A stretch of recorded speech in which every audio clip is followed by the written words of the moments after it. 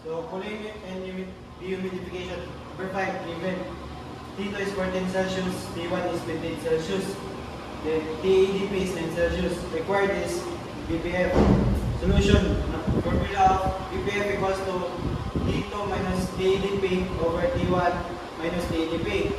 And plug in the given, and we will have a BPF of 0.263.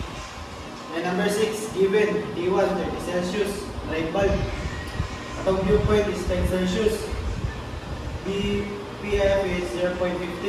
Atong required is T2. Then atong formula is BPF T2 minus TDP over T1 minus TDP. And plug in atong given, natin T2 na 13 Celsius. For our number 7, given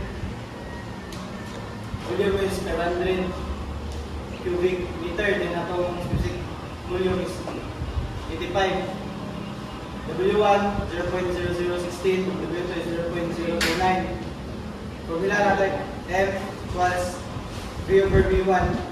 Lagi na ito 500 over 0.85, natin 568.88 kg per cycle.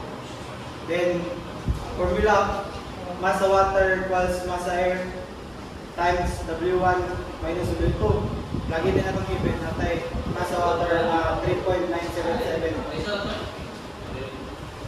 So number 8 given natin Q na 50 kilowatt, H1 is 55, H2 is 35. Required na to is ang mass. Solution natin formula of Q M times H1 minus H2. Lagi natong given natin tayo mass na 2.5 kg per second.